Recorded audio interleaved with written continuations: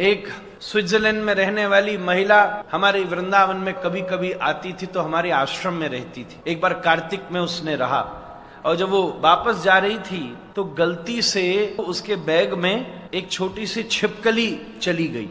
Bag में घुस जाती है ना, भारत में तो होती है, यहाँ तो सब। उसने पैक किया तो अब छिपकली में ताकत होती है, वो जिंदा रही तो वो पहुंच गई। पता नहीं क्यों चेकिंग में भी नहीं पकड़ में आया, जो भी कारण रहा होगा। जब वो अपने 10 घंटा बाद घर पहुंची ज्यूरिक में, हम जानते हैं उसको अभी भी मौजूद है, पुरानी बात नहीं है, 10 साल पुरानी बात है। उसने बैग खोला तो उसमें से छिपकली निकली। प्रभुपाद जी की भक्त है, स्कॉन की वैष्णवी है, तो उसने छिपकली निकली तो वो एकदम घबरा गई और तुरंत उसके मन में क्या भाव आया, अरे अरे अरे ये वृंदावन की छिपकली मैं यहाँ स्विट्जरलैंड में ले आई। अरे वृंदावन में तो छिपकली भी राधा रानी की कृपा के बिना कोई नहीं बन सकता। मैंने कितना बड़ा अपराध किया, कितना बड़ा पाप किया, क्या करूं मैं। उसी समय अपनी माँ को बुलाया, बड़ी दूर रहती थी। डॉक्टर से पूछा, इंटरनेट पे देखा इसको क्या खिलावे मारे हम, वो तो कोई घबरावे। वो घर में घूमने लगी, उसको कुछ खाने के लिए ड्राई फ्रूट दिए तो छिपकली तो न ड्राई खावे न फ्रूट खावे, वो तो उसका ड्राई फ्रूट तो दूसरा ही है।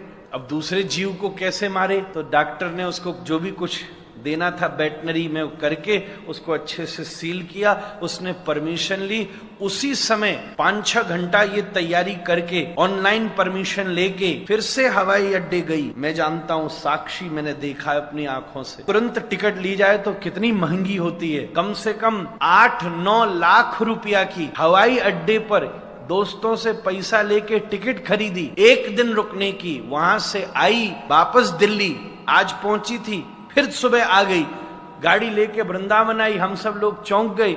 उसी कमरा में गई, ढक्कन खोला, छिपकली को निकाला, वो दौड़ करके दीवार पर चढ़ गई, कमरा में रो रो करके नाची, हे राधा रानी तेने मेरी लाज बचा ली, अगर इसको कुछ हो जाता तो मैं जिंदगी भर वृंदावन में घुसने लायक नहीं रहती। आज ये जीवित ब्रजवासी वापस आ गई, इससे बड़े मेरे जीवन की क्या उपलब्धि हो सकती है। रो रो के राधा रमण के सामने नृत्य किया। अगले दिन फिर से हवाई जहाज लेके वापस चली गई। ऐसे ऐसे वो दिग्गज वैष्णव, आज बड़े बड़े भारतीय अपने आप को हिंदू कहने वालों को धोती तिलक पहनने में, तिलक करने में शर्म आती है। बड़े बड़े यूरोपियन और अमेरिकन को धोती और चुटिया पहना दी, तिलक लगा दिया, सर्दी में 4-4 बजे यमुना स्नान करा दिया। ऐसी दिव्य, ऐसी संस्था को इस कारण से ये बालक भी बार बार प्रणाम करता है।